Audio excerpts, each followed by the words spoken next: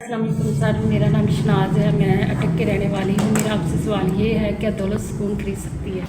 जी Shehnaaz baby, सुकून तो दौलत से खरीदा जाता है, में तो कोई शक नहीं है। मतलब कोई जज्बाती बात तो नहीं है ना। आपको घर चाहिए तो आप उसको दौलत से खरीदते हैं, घर में सुकून है। आपको कोई गाड़ी चाहिए, कोई मोटरसाइकिल चाहिए, कोई सवारी चाहिए, बस में जाना है आपको, अपनी सवारी नहीं, अपने कहीं जाना है, अपने बस में जाना है, तो बस का टिकट पैसों से आता है, सुकून है। बस के सफर में सुकून है, पैदल जाने से उसमें ज्यादा सुकून है। आप गर्मियों में गर्मी से बच जाते हैं, सर्दी में सर्दी से बच जाते हैं। आप बीमार हो गए, आपने इलाज कराना है तो आपने पैसों से इलाज कराना होगा, तो सुकून है, आपको सुकून मिल गया इलाज करा के। और सिर्फ आपने ये देखना है कि दौलत में तो सुकून है, इसमें तो कोई शक नहीं है। तभी हमें कहा गया है कि जब आप अपनी नमाज पढ़ लें तो नमाज पढ़ने के बाद आप जाके अपने लिए फिर दुनिया में तकसीम हो जाए, जमीन पे तकसीम हो जाए और अपने लिए फिर रोजगार ढूंढें, अपने रोजगार में लग जाए, फिर अपना रोजगार करें।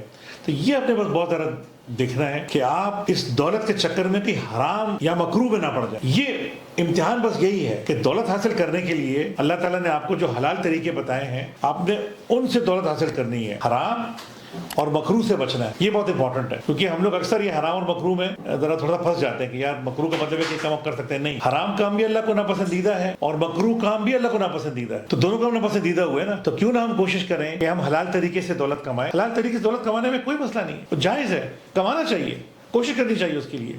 और फिर जब वो दौलत हम कमा लें तो सबसे ज़्यादा हक उस पर हमारे बच्चों का है, हमारी बेगमात का है, हमारे वालिदैन का है, हमारे रिश्तेदारों का है, हमारे पड़ोसियों का है, हमारे दोस्तों का है। और उसके बाद हम ये कोशिश करें, अगर उसके बाद भी हमारे पास दौलत बचती है तो फिर हम आम लोगों की उसमें खिदमत करें, यतीम बच्चों की खिदमत करें, उसमें हम गरीबों की खिदमत करें, सदका खैरात करें। ज़कात तो लाजमी है, तो देना ही देना है हर दौलतमंद आदमी ने, अगर उसके पास दौलत इतनी है कि जिस पे ज़कात होती है। तो दौलत ज़रूरी है, बिल्कुल उसमें सुकून है, कोई शक की इसमें कोई दो राय नहीं है, लेकिन वो हलाल तरीके से कमाई जाए, तो हराम तरीके से नहीं। हराम तरीके से कमाएंगे तो दौलत तो आ जाएगी, उसमें खैर बरकत नहीं होगी। जब खैर बरकत नहीं होगी तो वो दौलत, वो आराम, वो सुकून किसी काम का नहीं होगा, आप परेशान होंगे। तो फिर क्या फायदा? परेशानी से ही तो बचना था, सुकून ही तो चाहिए था। तो अगर आप अपने सुकून ही बर्बाद कर दिया दौलत हासिल करने के चक्कर में, तो फिर आपने तो गलत पॉलिसी इख्तियार कर ली, आप तो गलत तरफ चले गए। तो ये आपने बहुत ज्यादा एहतियात करनी कि हम दौलत कमाने के लिए जाएं, रोजाना जाएं, पूरी मेहनत करें, लेकिन हलाल तरीके से, अच्छे तरीके से।